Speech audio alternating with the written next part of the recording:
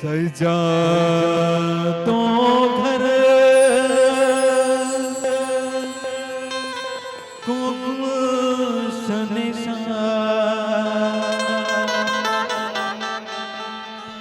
मेरे सरकार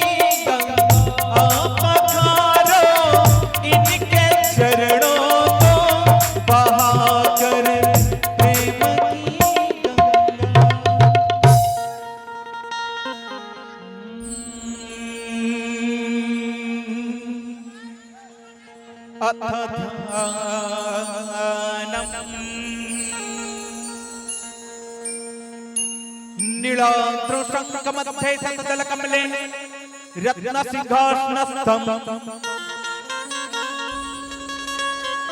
सर्वालङ्कारयुक्तं नवघनचूर्णं संयुक्तं चाग्रजेन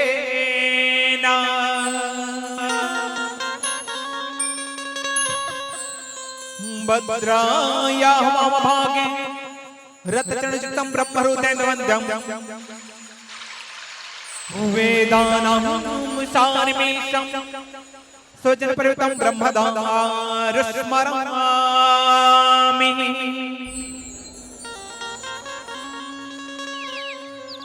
ब्रह्मदारुस्मरामि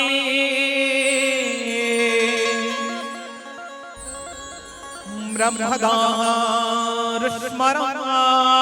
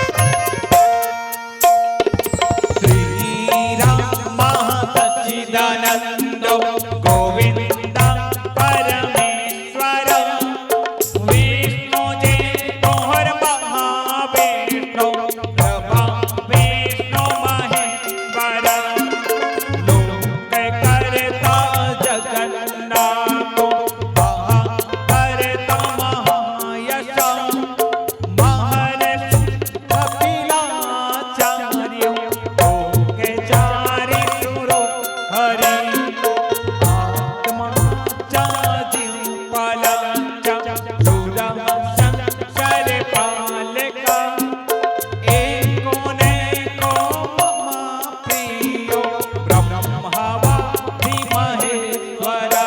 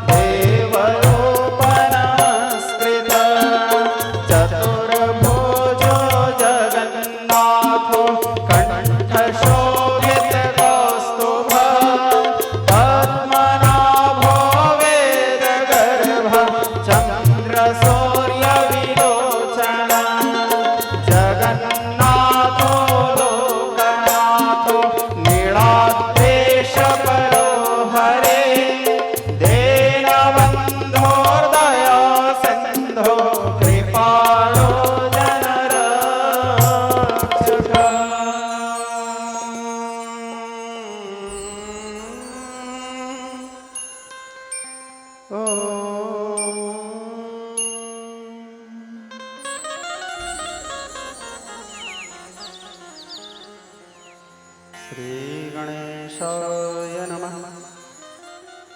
अस्मद्गुरुभ्यो नमः। अस्मत्परम गुरुभ्यो नमः। अस्मत्सर्वगुरुभ्यो नमः। जगद्गुरु श्रीमते रामानुजाय नमः। श्रीनीलाद्रिलोकाय नमः। नीलाञ्चलाय नमः। विमलापीठाय नमः। श्रीमन्दिराय नमः। नीलचक्रपतितपावनबाणाय नमः। भगवान् हरिहरलिङ्गराज माता पार्वत्यै नमः। साक्षिगोपालाय नमः। वाटमङ्गलाय नमः। महोदधीकुलाय नमः। भगवते विमलाय नमः। भगवते कमलाय नमः। नीलाञ्चलविहारिणे मम कुलदेवी दारुजननी भगवती मङ्गलाय नमः। मातृपितृचरणकमलेभ्यो मनसा स्मरामि।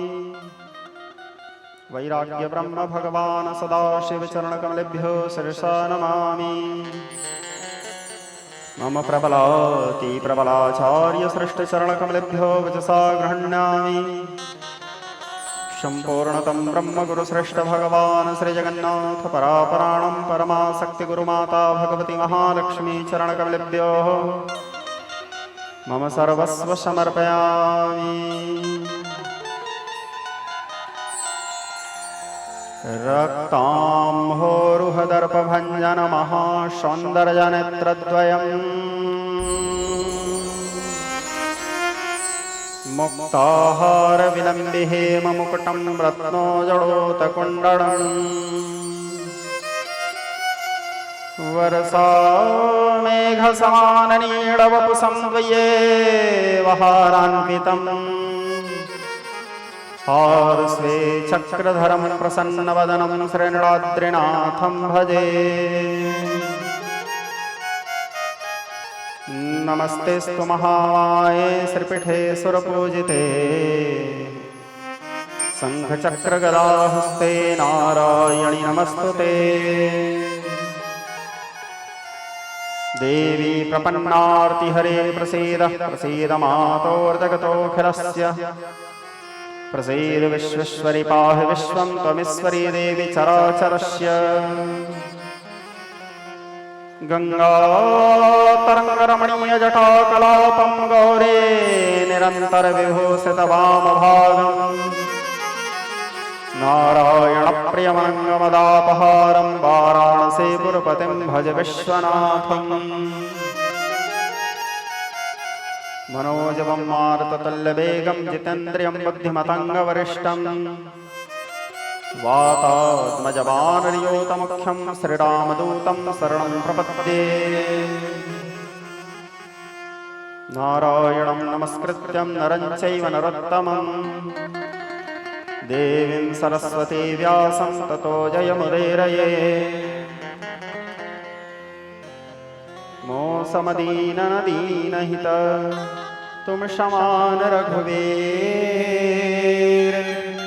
अस विचारि रघुवंशमणि हरहु विषम भवबीर। तन मन धन अर्पण करूं तुम पर हे व्रजराज। जो आवे सोई करो हाथ तुम्हारे लाज। कि शिव समान दाता नहीं विपत्ति विदारणहार।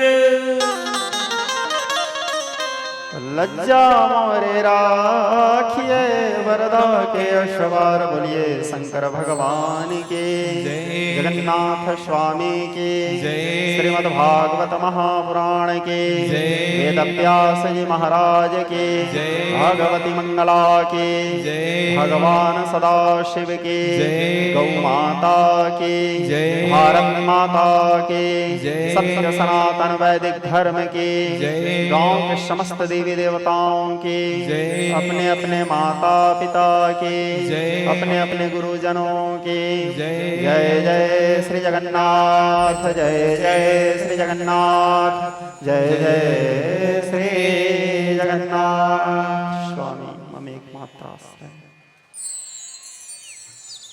प्रथम पूज्य विघ्न विनाशक गौरी पुत्र भगवान श्री गणपति जी के चरणों में सादर नमन करते हुए ब्रह्मा जी एवं मेरे पूज्य पिताजी के चरणों में सादर नमन करते हुए, वेद माता गायत्री सावित्री सरस्वती जी के चरणों में सादर नमन करते हुए, भगवान सदाशिव के चरणों में दंडवत प्रणाम, आचार्य श्रेष्ठ के चरणों में चरणाश्रय लेते हुए मेरे इष्ट, मेरे आराध्य, मेरे प्राण, मेरे सर्वस्व, मेरे सर्वत्र गुरुदेव एवं गुरु माँ के चरणों में सर्वस्व समर्पित करते हुए कथा पंडाल में उपस्थित समस्त श्रोता समाज, भक्ति स्वरूपा, शक्ति स्वरूपा, समस्त मातृवर्ग, समस्त माताओं एवं समस्त युवा बहनों, सारे युवा साथियों, भाइयों, मित्रों, मेरे पिता तुल्य समस्त बुजुर्ग गण एवं धर्ममय ग्राम तेतलखुटी के समस्त नर नारी, इस गांव के समस्त देवी देवता, आप सभी को व्यासपीठ से हार्दिक अभिनंदन, आप सभी को स्वागत,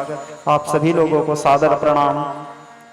साथ ही YouTube के माध्यम से देख रहे हुए सारे श्रोतागण, आपको भी व्यासपीठ से हार्दिक अभिनंदन एवं कथा के मुख्य कर्ता के रूप में, मुख्य यजमान के रूप में बैठे हुए हमारे क्षेत्र के सबसे प्रतिष्ठित, लोकप्रिय, हमारे प्रिय पुत्र बेटा तपेश्वर, मैया नंद कुमारी, आप लोगों के मंगलमय जीवन की कामना करते हुए जगन्नाथ जी सदैव आपको स्वस्थ, सुंदर, सुखी रखें, निरोगी रखें, दीर्घायु रखें, इसी कामना के साथ ही आप सभी लोग बड़े सौभाग्यशाली हैं जनमानस, जो आप लोगों के अथक प्रयास से यह कार्य संपादित हुआ। आप लोगों की इच्छा तो 1 साल पूर्व से था कि भगवान के पावन कथा हम सब श्रवण करेंगे, लेकिन होता तभी है जब भगवान की इच्छा हो।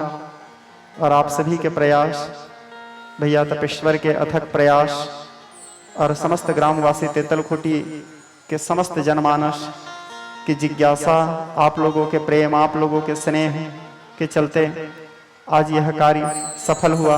आज प्रथम दिवस आपको और हम सबको मिलकर के भगवान के पावन कथा कहने और सुनने का अवसर प्राप्त हुआ। आज के पावन पुनीत कथा आरंभ करने से पूर्व 2 मिनट आप सभी लोग मेरे साथ साथ गाते हुए भगवान की सेवा करें, भगवान के भजन करें। आज के भजन के पश्चात आज की कथा आरंभ। आप सभी लोग मेरे साथ साथ दोहराते हुए, गुनगुनाते हुए, तालियों की सेवा करते हुए भगवान के स्तवन करेंगे। बोलो जगन्नाथ स्वामी की हरि बोला, हरि हरि बोला, माँ भौणी मने हुलु हुली दिया, हरि बोला।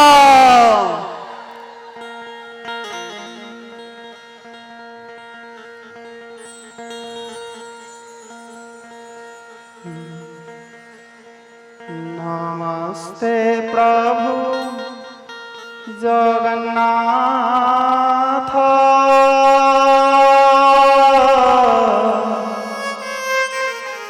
अनाथ लोकं करनाथ,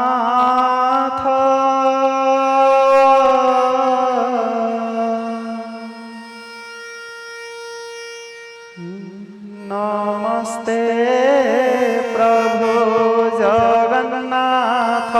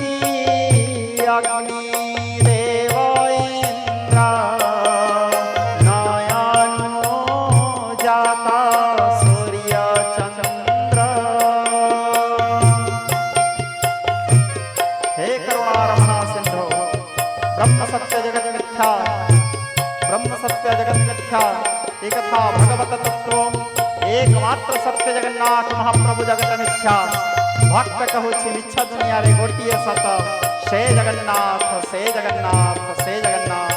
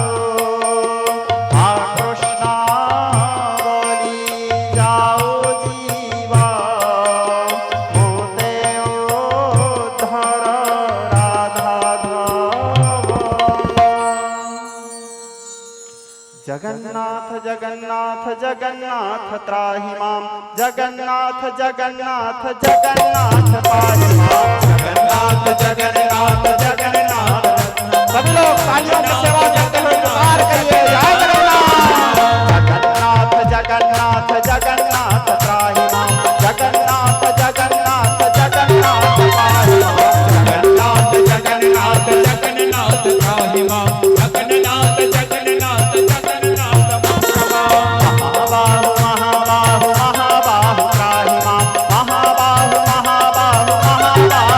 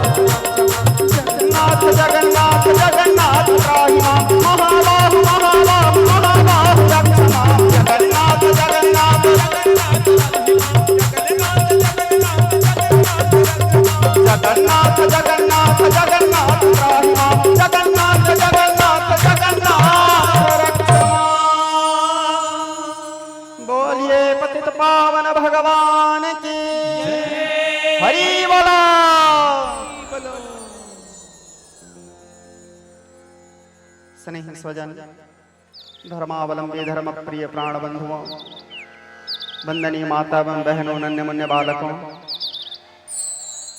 बड़े भाग मानुष तन पावा, बड़े भाग्य से आपको और हमको मनुष्य योनि मिलता है। 84 लाख योनि में सबसे प्रमुख योनि जो है मनुष्य योनि को माना गया है, प्रधान माना गया है। क्योंकि मनुष्य योनि के विषय में कहा जाता है साधन धाम मोक्ष कर द्वारा, सभी साधनों के धाम और मोक्ष के द्वार है मनुष्य योनि। बाकी योनि को प्राप्त करके हम भगवत भक्ति नहीं कर सकते। अब आप विचार कीजिए, कोई कुत्ता, बिल्ली, सुअर, चींटी, मच्छर, खटमल, ये लोग कथा सुनने बैठेंगे क्या? नहीं बैठेंगे। ये लोग माला जाप कर सकते हैं? नहीं कर सकते हैं। भगवान के भजन में ये लोग ताली बजा सकते हैं? नहीं कर सकते। ये लोग दान कर सकते हैं? नहीं। ये लोग तीर्थ जा सकते हैं? नहीं। ये सब कौन कर सकता है? केवल मनुष्य कर सकता है। तो 84 लाख योनि में सर्वश्रेष्ठ योनि जो है मनुष्य योनि को माना गया है। भगवान 84 लाख योनि में भटकाते हैं। भगवान 84 लाख योनि में भटकाते हैं और भटकाने के बाद एक मौका देते हैं आपको और हमको, जा बेटा तुझे मैं एक अवसर दे रहा हूँ, इस एक अवसर को प्राप्त करके चाहे तो तू संसार रूपी सागर से पार हो जा। लेकिन हम इतने अभागे हैं, हम उस एक मनुष्य योनि जो भगवान हमको फाइनल डिसीजन करने दिए हैं, उस मनुष्य योनि को प्राप्त करने के बाद भी आया गया और बकाया में अपने जीवन को व्यर्थ नष्ट कर देते हैं। वृथा गतम तस्य नरस्य जीवनम। लेकिन आप लोग ऐसे नहीं हैं। आप लोग तो भगवान के पावन कथा श्रवण की जिज्ञासा आपके अंदर में उत्पन्न हुआ। देखो श्रोता समाज, एक बात हमारे सदग्रंथों में आता है, रामचरितमानस में गोस्वामी तुलसीदास जी लिखते हैं, बिनु सतसंग विवेक न होई। कदाचित आप सभी लोग सुने भी होंगे, पढ़े भी होंगे मानस में। गोस्वामी जी लिखते हैं, बिनु सतसंग विवेक न होई, राम कृपा बिनु सुलभ न सोई। बिना सत्संग के हमको सद्बुद्धि प्राप्त हो ही नहीं सकता। जब तक आप भगवान की कथा सुनने के लिए नहीं बैठोगे, जब तक आप लोग सत्संग करने के लिए नहीं बैठोगे, तब तक आपके अंदर अच्छा विचार आ ही नहीं सकता। हमारे जीवन में हमको करना क्या है, कैसे करना चाहिए, कैसे जीना चाहिए, जीवन जीने के शैली क्या है, ये हमको तब तक प्राप्त नहीं हो सकता जब तक हमारे जीवन में सत्संग नहीं होगा।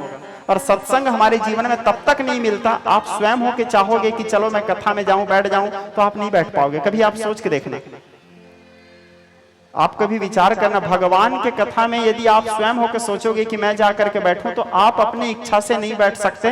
कभी आप प्रैक्टिकल करके देखना, या तो आपको बार बार बीच में लघु शंका लगेगा, आपका 4 बार मोबाइल बजना शुरू हो जाएगा, या तो अचानक कोई परेशानी आ जाएगा, अचानक कोई समस्या आ जाएगा, आप पंडाल तक पहुंच करके अंदर नहीं आ पाओगे। यहाँ केवल वही बैठ सकता है, राम कृपा बिनु सुलभ न सोई। गोस्वामी जी कहते हैं, मैं नहीं बोल रहा हूँ, तुलसीदास जी बोल रहे हैं, बिनु सत्संग विवेक न होई और राम कृपा बिनु सुलभ न सोई। बिना सत्संग के विवेक प्राप्त नहीं हो सकता और बिना राम जी के कृपा से सत्संग प्राप्त नहीं हो सकता। यदि हम सत्संग में बैठे हैं तो निश्चित हमारे ऊपर राम जी की कृपा ही है, तभी आप और हम सब सत्संग करने के लिए बैठे हैं। दूसरी बात नहीं श्रोता समाज, मेरे व्यक्तिगत मन की बात, आज धन्य मैं धन्य अति यद्यपि सब विधिहीन, अन्य जन जानी राम मोहि संत समागम दीन। आप लोग तो धन्य हैं ही जो 9 दिनों तक भगवान के पावन कथा सुनने जा रहे हैं। मैं भी धन्य हूँ जो आप लोगों के माध्यम से मुझे भगवान के पावन कथा कहने का अवसर मिला है। ये सब आप लोगों के मेरे प्रति प्रेम है, कहीं ना कहीं हमारे तपेश्वर जी के ये कहीं ना कहीं मेरे प्रति प्रेम है कि नहीं, हमारे गुरुदेव करेंगे हमारे यहाँ कथा। तेतलखुटी के जितने भी हमारे प्रिय बंधु हैं, मैं तो आप सब लोगों के नाम भी नहीं जानता, आप सब लोगों को चेहरा से बस पहचानता हूँ।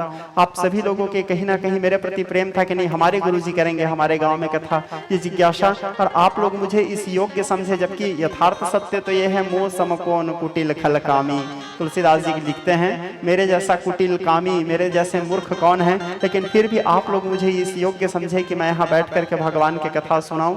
तो कवि न होए मैं चतुर कहावो, मति अनुसार राम गुण गावो। ना मैं कवि हूँ, ना चतुर हूँ, ना मैंने वेदों का अध्ययन किया है। अपने अल्प बुद्धि के अनुसार मैं भगवान की कथा कहता हूँ, और वही अल्प बुद्धि के अनुसार आप सभी लोगों को भगवान की कथा 9 दिनों तक अपने बाल बुद्धि के अनुसार सुनाने जा रहा हूँ। मेरे पास कोई विशेष ज्ञान नहीं है, ये आप सब लोगों का प्रेम है जो आप लोग मुझे यहाँ बिठाए इस योग्य समझे हो। केवल और केवल ये मात्र आप लोगों का प्रेम है मेरे प्रति, जबकि मैं इस योग्य नहीं हूं कि मैं यहाँ बैठ करके आपको कथा सुना सकूं।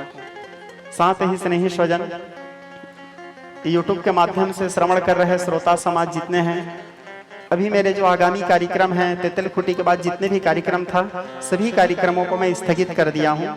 तेतल खुटी के बाद जहाँ जहाँ भी कार्यक्रम होना था, सारे कार्यक्रमों को स्थगित कर दिया हूँ। इस सत्र के सबसे आखिरी कार्यक्रम तेतल खुटी में ही करना है, तो तेतल खुटी में ही कर रहा हूँ। इसलिए स्थगित किया हूँ, किसी कारणवश थोड़ा सा मेरे स्वास्थ्य में ऊपर नीचे है, तो और गर्मी भी अधिक है, तो हमारे घर वाले लोग भी कहे कि बाकी कार्यक्रमों को स्थगित कर दें। अब तेतल खुटी में करना इसलिए आवश्यक है, तेतल खुटी केवल आप लोगों का गाँव नहीं है, तेतल खुटी मेरा भी गाँव है। तो तेतल खुटी में कथा कहने का तात्पर्य सीधा सा अर्थ ये भी है कि यदि आप सही देखोगे ना, तो तेतेल का अर्थ भी अमली होता है, अमली का अर्थ भी तेतेल होता है। गलत बोल रहा हूँ? ठीक है। तो तेतल खुटी एक तो वे हमारे व्यक्तिगत हमारा क्षेत्र है, मेरा गांव है, ये मेरा कहीं ना कहीं आप सब लोग मेरे गरिमा हो, आप सभी लोग मेरा स्वाभिमान हो, अभिमान हो, तो आप सभी लोगों के प्रेम के कारण भगवान की कथा कहना है। और दूसरा, मेरे को इस बात की बहुत ज्यादा खुशी है कि अपने ही क्षेत्र में बैठ करके अपने ही भाई बंधु, कोई मामा है, कोई भाटो है, कोई शाला है, इन सब लोगों को, मेरे कोई चाचा है, कोई ताऊ है, कोई दादा है, इन सब लोगों को कथा सुनाने, अभी तक जितना भी कथा सुनाया बाहर में सब लोगों को सुनाया। और ये संयोग की बात है कि अभी आप लोगों के बीच में बैठ करके मुझे कथा सुनाने का अवसर मिला। बीच में एक बार और मिला था आप लोगों के बीच में बैठ के कथा सुनाने का अवसर, किंतु किसी कारणवश राजनीतिक दबाव के कारण वहां पर थोड़ा सा डिस्टरबेंस हो गया। राजनेताओं को भी क्या है, मेरे से थोड़ा डर लगता है कि महाराज जी थोड़े ज्यादा फेमस हो जाएंगे तो हम लोगों का क्या होगा, तो इसलिए किसी कारणवश वो कार्यक्रम डिस्टर्ब हो गया, मेरे कार्यक्रम को वहाँ कैंसिल करवा दिया गया। लेकिन यहाँ आप सब लोगों के केवल प्रेम था और तपे का विशेष इसमें अहम भूमिका था कि नहीं, हमारे गुरुजी कथा करेंगे हमारे गांव में, तो इसलिए मैं आप सभी को बार बार धन्यवाद देता हूँ। आप सभी लोगों के प्रेम को मैं सादर प्रणाम करता हूँ। जिस दिन मैं पहली बार तेतल खुटी हमारे तपेश्वर जी के आग्रह में घूमने आया था, तो हमारे गांव के जितने माँ बहन लोग थे मेरे, जो स्वागत किए, आप लोगों के स्वागत में जो आप लोगों का प्रेम था, वो प्रेम का मैं सदैव ऋणी रहूंगा। हमारे भाइयों का मैं सदैव ऋणी रहूंगा। समस्त ग्रामवासी तेतल खुटी के समस्त नर नारियों को पुनः बार बार मैं व्यासपीठ से सादर प्रणाम करता हूँ। बोलो जगन्नाथ स्वामी की। अब आज आगे की कथा, ये भी हमारे क्षेत्र के गौरव है, हमारा पहचान है, हुलहुली है ना। तो 9 दिन तक आप लोगों को देते रहना है, ठीक है। हाँ, तो स्नेही स्वजन, आज की कथा आरंभ करते हैं। आज की जो कथा है उसका मुख्य विषय है भागवत के महात्म्यम। आज की जो कथा है उसका मुख्य विषय है भागवत के। आज जो अभी मैं कथा बताने जा रहा हूँ वो भागवत जी की कथा नहीं है, भागवत की कथा नहीं है, भागवत के महिमा, यानी भागवत में क्या है, भागवत सुनने का महत्व क्या है, इसकी जो महिमा है इसको बोलते हैं गोकर्ण कथा या भागवत महत्यम। तो आज जो कथा होने जा रही है वो भागवत महत्यम की कथा है। कल से जो शुरू होगी आप लोगों के बीच में वो भागवत जी की ही कथा शुरू होगी। तो भागवत महत्यम शुरू कहाँ से होता है? विश्व प्रसिद्ध एक तीर्थ है, जिस तीर्थ का नाम है निमिषारण्य तीर्थ। सर्वविदित है, आप सभी लोग जानते हो, आप से बहुत से लोग गए भी होंगे दर्शन करने के लिए। तो निमिषारण्य तीर्थ में एक समय की बात है, बहुत सारे ऋषि मुनि संत महात्मा लोग एकत्र हुए थे। जैसे आज आप सभी लोग यहाँ कथा सुनने एकत्र हुए हो, वैसे निमिषारण्य तीर्थ में एक बार बहुत सारे संत महात्मा एकत्र हुए थे और बैठ करके विचार कर रहे थे कि कलयुग का आगमन हो गया है। एकदम ध्यान से समझना, जिन चीजों को भी बोल रहा हूं आप सभी लोग एकदम ध्यान से समझना। कोई चीज यदि आप लोगों को समझ नहीं आएगा तो फिर मेरे को पूछना, यदि समझ नहीं आएगा तो जब कथा विश्राम हो जाएगा, मैं घर जाते रहूंगा, तो हमारे तपे जी को या हमारे जो उपाचार्य हैं उनके पास अपनी जिज्ञासा प्रकट कर देना कि गुरुजी वो हमको समझ नहीं आया, तो मैं दूसरे दिन जब कथा में बैठूंगा फिर आप लोगों को समझाऊंगा। यदि आप लोग भगवान की कथा सुनने बैठे हैं तो कोई कंफ्यूजन नहीं रहना चाहिए आपके अंदर, एकदम सहजता से, सरलता से, शंका मुक्त होकर के सभी चीजों को बड़े भाव से श्रवण कीजिए आप लोग।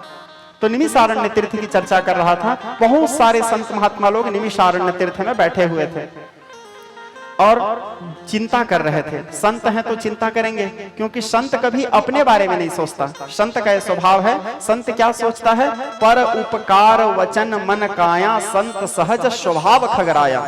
संत का यह सहज स्वभाव है कि वो सदैव सबका भला चाहता है। वो ये नहीं सोचता कि मेरा भला कैसे हो, मेरे घर वालों का भला कैसे हो, वो ये सोचता है कि हाँ इस गांव का भला कैसे हो, उस आदमी का भला कैसे हो। संत वही है जो दूसरों को देख करके दुखी हो जाए और दूसरों को सुखी देख करके सुखी हो जाए, यही असली संत का पहचान है। तो वहां जितने बैठे थे सब सही संत थे। संत कहने का तात्पर्य ऐसे नहीं कि हम दाढ़ी बढ़ा लिए, संत कहने का तात्पर्य ऐसे नहीं कि हम बड़े बड़े जटा बना लिए, संत कहने का तात्पर्य ऐसे नहीं कि हम नीला पीला हरा गुलाबी भगवा रंग के वस्त्र पहन लिए, उसे संत नहीं कहते। संत बनने के लिए कपड़ा बदलने की जरूरत नहीं, कलेजा बदलने की जरूरत है। ठीक है, संत बनने के लिए कपड़ा बदलने की जरूरत नहीं, कलेजा बदलने की जरूरत है। कोई जरूरी नहीं है कि कोई धोती पहना है, कोई दाढ़ी मूछ रखा है, जटा बढ़ाया है, नख रखा है तो वो संत है। आप लोग पेंट शर्ट पहन के भी संत बन सकते हो, आप लोग घर में रह के भी संत बन सकते हो, गृहस्थ धर्म पालन करते हुए भी संत बन सकते हो। संत बनने के लिए घर द्वार छोड़ने की आवश्यकता नहीं है। संत कौन है? अभी एक लाइन में परिचय दिया, तुलसीदास जी बोले हैं, पर उपकार वचन मन काया संत सहज स्वभाव खगराया। जिसके अंदर ये गुण है वही संत है, जो सबका भला चाहने वाला है, जो सबका हित चाहता है, जो सबको समान दृष्टि से देखता है, जिसके आंख में भेदभाव की दृष्टि नहीं है। बोले नहीं ये छूत जात का है, नहीं ये बड़े आदमी है तो मेरा है, ये गरीब आदमी, ये भाव जिसके अंदर नहीं है, जो सदैव सबको समभाव से देखता है, ऊंच नीच जाति पाति इन सबसे जो मुक्त है वही संत है। संत सहज स्वभाव खगराया। तो वहां जितने संत बैठे थे सब के सब बड़े विद्वान लोग थे। तो सारे संत बैठ करके आपस में चिंता कर रहे थे। क्या चिंता? कलयुग आ गया है, उस कलयुग की शुरुआत की घटना है। कलयुग लग चुका है, कलयुग में अनेक प्रकार के पापाचार हो रहा है, अनेक प्रकार से आदमी बात बात पे झूठ बोल रहे हैं, हिंसा हो रहा है, यत्र तत्र सर्वत्र जीवों का हत्या हो रहा है, चोरी हो रहा है, व्यभिचार हो रहा है, दुष्कर्म हो रहा है।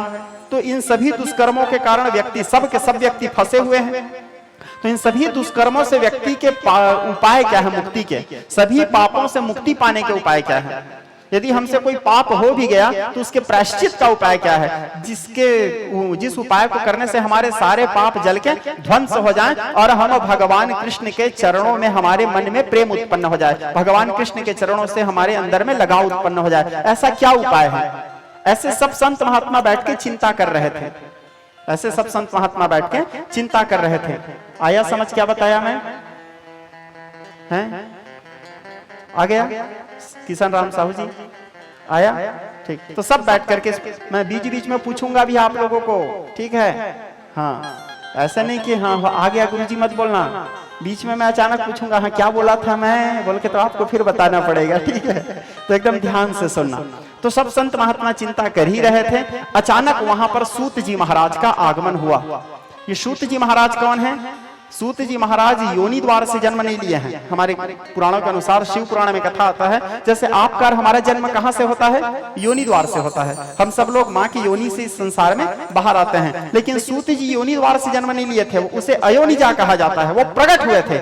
एक बार स्रौत नाम करके यज्ञ चल रहा था, उस यज्ञ में सूतिका नाम करके, जो जैसे यज्ञ कुंड बनता है तो यज्ञ कुंड में सभी कोने का एक एक नाम होता है, कौन से कोने को क्या बोलते हैं, कौन से कोने को का। तो यज्ञ कुंड के उस यज्ञ का नाम था स्रौत यज्ञ। यज्ञ कुंड के सुतिका नाम के भाग से जब आहुति डाल रहे थे ब्राह्मण लोग, तो घी सुतिका नाम करके भाग में गिरने के कारण वहां से एक दिव्य बालक प्रकट हुए जिसका नाम हुआ सूत जी। उसे महर्षि वेदव्यास जी अपने आश्रम में ले गए और अपने आश्रम में ले जाकर के उसका पालन पोषण किए और अपने आश्रम में उसके पालन पोषण करते हुए उसको शिक्षा दीक्षा दिए। तो सूत जी कौन है? व्यास जी के शिष्य हैं। इनके कोई माता पिता नहीं है, भगवान ही परमात्मा ही इनके पिता है, अयोनिजा है सूत जी। तो वही सूत जी व्यास जी से सभी प्रकार के शास्त्रों के श्रवण करने के पश्चात, सभी प्रकार के शास्त्रों को अपने गुरु जी से पाने के पश्चात उस निमिषारण्य तीर्थ में पहुंचे। सूत जी जैसे पहुंचे, सूत जी को देख के सब खड़े हो गए, सब हाथ जोड़ करके उनका अभिवादन किए, सब हाथ जोड़ करके उनका स्वागत किए। क्यों स्वागत किए? कोई व्यक्ति किसी व्यक्ति का सम्मान नहीं करता। मेरे बात को ध्यान से समझना। कोई व्यक्ति कभी किसी व्यक्ति का सम्मान नहीं करता, क्योंकि जैसे आप लोग मेरे को देख करके हाथ जोड़ते हो, ठीक है? तो हाथ क्यों जोड़ते हो? जो खून आपके अंदर है वही खून मेरे अंदर है, जो हड्डी आपके अंदर है वही हड्डी मेरे अंदर है, जो चमड़ा आपके अंदर है वही चमड़ा मेरे अंदर है, जो आप खाते हो वही मैं खाता हूं। आप भी माँ की योनि द्वार से इस संसार में आए, मैं भी माँ की योनि द्वार से इस संसार में आया। तो महत्व क्या है? तो महत्व इसी चीज का रहता है, हम किसी को भी जैसे प्रणाम करते हैं, किसी को भी जैसे आदर करते हैं, उसका तात्पर्य यह है कोई व्यक्ति किसी व्यक्ति को प्रणाम नहीं करता। हम प्रणाम किसको करते हैं? सामने वाले के ज्ञान को प्रणाम करते हैं। उसके ज्ञान का सम्मान होता है, उसके गुण का सम्मान होता है, उसके सदाचार का सम्मान होता है। उसके अंदर में जो ज्ञान है, उसके अंदर में जो गुण है, उसके अंदर में जो सदाचार है, उसके अंदर में जो अच्छाइयां हैं, उस अच्छाइयों को हम प्रणाम करते हैं, उस व्यक्ति का प्रणाम नहीं करते। तो सूत जी जब आए तो सूत जी को देख करके सब खड़े हो गए, क्योंकि सब लोगों में सबसे ज्यादा श्रेष्ठ गुण सूत जी का था। तो सब लोग अभिवादन किए, सब लोग उनका आदर किए। आदर करने के बाद सूत जी को ऐसे व्यासपीठ बनाए थे, उस व्यासपीठ में सूत जी को बिठाए और बिठाने के बाद सूत जी के पैर धोए, पाद प्रक्षालन किए, उनके चरणों के जल का पान किए और चरणों के जल के पान करने के बाद हाथ जोड़ करके विनय पूर्वक वो सारे ऋषि मुनि लोग जो थे, जो कलयुग के नाम से चिंतित थे, वो सारे ऋषि मुनि लोग सूत जी महाराज से पूछे कि हे सूत जी महाराज, कलयुग आ चुका है, कलयुग जो है वो अधर्म बंधु है, कलयुग में अनेक प्रकार के पापाचार हो रहे हैं, कलयुग में अनेक प्रकार के दुराचार हो रहे हैं, तो कोई ऐसे सुंदर उपाय बताओ जिस उपाय से जीवात्मा, पापात्मा और प्रेतात्मा तीनों की मुक्ति हो जाए। जीवात्मा किसे कहते हैं? आपर हम लोग। पापात्मा कौन?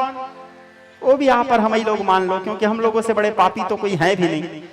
तो पापात्मा कौन? जो संसार में सभी प्रकार के पापों में लिप्त रहते हैं। तो पाप तो सब करते हैं श्रोता समाज। तो जीवात्मा, पापात्मा और प्रेतात्मा जो भटकते हुए आत्मा है। जैसे कई लोग मर जाते हैं तो हम लोग जब छोटे थे तो बोलते नहीं थे उधर मत जाना, भूत है। तो जो भूत, पिशाच इत्यादि होते हैं, तो जीवात्मा, प्रेतात्मा और पापात्मा तीनों को मुक्ति प्रदान करने वाला, सभी प्रकार के सुख प्रदान करने वाला, शांति प्रदान करने वाला, भोग और मोक्ष प्रदान करने वाला कोई सुंदर उपाय आप हमारे वास्ते कहिए। ऐसे सूत जी महाराज से सारे ऋषि मुनि लोग पूछे। तब फिर सूत जी महाराज सारे ऋषि मुनियों से कहने लगे, ऋषियों, तुम लोगों ने बड़े उत्तम प्रश्न पूछा है। प्रीति सौन कह चिते, इस प्रकार प्रश्न एक संत ही कर सकता है। तुम सब लोग ये सब प्रश्न किए हो तो तुम सभी लोग संत हो, तुम सभी लोग सम्माननीय हो, तुम सभी लोग आदरणीय हो। सूत जी कहने लगे, ऋषियों, मैं तुमको एक पुराना इतिहास बताता हूँ। सूत जी क्या बोले? मैं तुमको एक पुराना इतिहास बताता हूँ, उसे मन लगा करके सुनो। सूत जी कहे, पुराने समय की बात है। एकदा नारदो योगी परानुग्रह कांक्षया पर्यटन विधिमां लोके मर्त्यलोके मुपागतः ततो दृष्टा जना सर्वा नाना क्लेश समन्विताः नाना योनि समुत्पन्नं पंचते स्वपाप कर्मभिः। एक समय की बात है, नारद जी परोपकार की इच्छा को लेकर के तीनों लोकों में घूमते घूमते धरती लोक में आए। और यहाँ आने के बाद नारद जी कहाँ कहाँ घूमे? पुष्करम च प्रयागम च काशी गोदावरी तथा हरि क्षेत्रम कुरुक्षेत्रम श्रीरंग सेतु बंधकम। सारे तीर्थों में भ्रमण करने के बाद नारद जी आखिरी पहुंचे वृंदावन। और वृंदावन पहुंचने के बाद वहां नारद जी बांके बिहारी जी, वृंदावन में बांके बिहारी जी हैं, तो बांके बिहारी जी के दर्शन किए। और दर्शन करके वृंदावन से नारद जी निकल रहे थे। निकलते निकलते अचानक नारद जी एक दृश्य देखे। अब इस बात को एकदम ध्यान से समझना। वृंदावन से निकल रहे थे नारद जी, और निकलते निकलते नारद जी एक विचित्र दृश्य देखे। क्या दृश्य देखे? कि एक नव यौवन संपन्न बहुत सुंदर एक युवती, एक तरुणी वहां पर बैठी हुई थी। एक जवान स्त्री, एक जवान महिला वहां पे बैठी थी। और उसके अगल बगल दो बूढ़े बूढ़े पुरुष लोग सोए हुए थे। एक जवान महिला बैठी हुई थी और उसके अगल बगल दो बूढ़े बूढ़े पुरुष सोए हुए थे। नारद जी उसको देखे, देखने के बाद विचार किए, बोले वो जवान स्त्री रो रही थी, बोले जाके पूछूं क्या क्यों रो रही है। फिर नारद जी विचार किए, बोले अचानक किसी के भी घर घुसना ठीक नहीं है। नारद जी बोले उनका अपना प्रॉब्लम होगा, परेशानी होगा। इस प्रकार विचार करके नारद जी निकल रहे थे वहीं से, साइड से। वो अब जो युवती थी, जवान युवती जिसके सामने दो बूढ़े पुरुष सोए थे, वो युवती नारद जी को गुजरते देख करके कहती है, भो साधु क्षणम तिष्ठः मम चिंता विनाशयः। ऐ साधु, थोड़े देर ठहर जाओ और थोड़े देर ठहर करके मेरी चिंता को दूर कीजिए आप लोग। तब फिर नारद जी वहां पे ठहर गए। और ठहरने के बाद नारद जी उस युवती से हाथ जोड़ के कहते हैं, को सित्वम विमोचनार्य को पद्मलोचना बद देवी सविस्तारम स्वस्य दुःखस्य कारणम। ऐ देवी, तुम कौन हो तथा तुम्हारे सामने सोए हुए ये दोनों बूढ़े पुरुष कौन हैं? हे देवी, तुम्हारे दुख का कारण क्या है? तुम्हारे दुख का कारण क्या है? तो वो जो युवती है, वो जो स्त्री थी, नारद जी से कहती है, अहम भक्ति रीति ख्याता ज्ञान वैराग्य इमं सुतौ। मेरा नाम भक्ति है तथा ये दोनों मेरे पुत्र ज्ञान और वैराग्य हैं। मेरा नाम भक्ति है तथा ये दोनों मेरे पुत्र ज्ञान और वैराग्य हैं। जैसे नारद जी सुने, नारद जी का दिमाग काम करना बंद कर दिया। वो युवती क्या बोलती है? मेरा नाम भक्ति है तथा ये दोनों मेरे पुत्र ज्ञान वैराग्य हैं। पर ज्ञान वैराग्य बूढ़ा होकर के बेहोश थे, माता जवान थी। अब माँ जवान, बेटा बूढ़ा कैसे हो सकते हैं? माँ बूढ़ी होगी तब बेटा जवान होंगे। अब वो भक्ति कहती है मेरा नाम भक्ति है, और भक्ति तो जवान थी, और वो दो दोनों उसके अगल बगल सोए थे बूढ़े बूढ़े पुरुष, वो दोनों उनके पुत्र हैं। तो नारद जी बोले मेरे को समझ नहीं आया आप लोगों की अवस्था। तब फिर भक्ति कहती है मेरा जन्म गुजरात में हुआ, कर्नाटक में वृद्धि को प्राप्त हुई, धीरे धीरे मेरे उम्र बढ़ता गया, उम्र बढ़ते बढ़ते जब मैं वृंदावन पहुंची तो वृंदावन आते ही मैं तो जवान हो गई, बूढ़ी हो चुकी थी, लेकिन वृंदावन आते ही मैं तो जवान हो गई। लेकिन ये दोनों मेरे पुत्र जो थे, जो जवान थे, यहाँ आते आते बूढ़े हो गए कलयुग के प्रभाव से। हम लोगों के उम्र इस प्रकार परिवर्तन होने का कारण क्या है नारद जी? तब नारद जी कहने लगे कि हे देवी, अब वो कारण को तो मैं नहीं जानता, लेकिन इन दोनों को जागृत करने का मैं उपाय करता हूँ। नारद जी गीता पाठ किए, वेदों का पाठ किए, अनेक प्रकार के धर्म ग्रंथ के श्लोकों का पाठ किए, फिर भी उन लोगों के अंदर कोई चैतन्यता नहीं आया। तब नारद जी कहने लगे देवी तुम चिंता मत करो, क्योंकि तुम तो भगवान को बड़े प्रिय हो, तेरे ही प्रताप से हरि ने त्रैलोक रची, तेरे ही प्रताप संताप तापहारी है, तू तो सदा प्राण अंते प्यारी ब्रजराजन को कौन काज, आज तुझे कृष्ण ने विसारी है, तू चिंता मत कर। भक्ति को ऐसे भी भगवान बड़े प्रिय हैं, और जब जब भक्तों के ऊपर कोई कष्ट आता है तो भगवान उनके कष्ट को अवश्य दूर करते हैं। पालिता गोप सुंदरिया कृष्ण को आपीनो गता। जब द्रौपदी के ऊपर संकट आया था, आप सभी लोग जानते हो, द्रौपदी जिस समय रो रो करके पुकार की, गोविंद द्वारिका वासे कृष्ण गोपी जनप्रिय, भगवान अपने धाम त्याग करके चले आए द्रौपदी की रक्षा करने के लिए, और भगवान आकर के वस्त्रावतार लिए। 10,000 गज बल घटो, घटोन गज भर चीर, कहा करे बैरी प्रवर जो सहाय रघुवीर। दुशासन के अंदर में 10,000 हाथियों का ताकत था। 10,000 हाथियों के ताकत वाला दुशासन कपड़ा खींचते खींचते थक गया, लेकिन द्रौपदी के कपड़ा खत्म नहीं हुआ। वो सोचने लगा सारी बीच नारी है, किनारी बीच सारी है, सारी ही किनारी है, किनारी ही की सारी है। तो द्रौपदी के रक्षा किए थे। जब गोपियों के ऊपर संकट आया था, गोप्य प्रेमाद, जब गोपी लोग पुकार किए थे जयति अधिकम जन्मना व्रजः सरयतेन्द्रा स्वस्वदत्र ही रहते दृश्यताम दीक्षतावकास्त्वयि घृता सवः स्वाम विचिन्वते, तो उस समय गोपियों के पुकार पर भी भगवान निजलोकम प्रत्यज्य भगवान भक्तवत्सलः वनमाली घनश्यामः पीतवासो मनोहरा, गोपियों के पुकार पर भी भगवान अपने धाम त्याग करके आए और गोपियों की रक्षा किए थे। जिस समय वो हाथी के ऊपर संकट आया था, आप लोग जानते हो हाथी की कथा, आगे चल के भागवत में आगे चल करके ये कथा आएगा।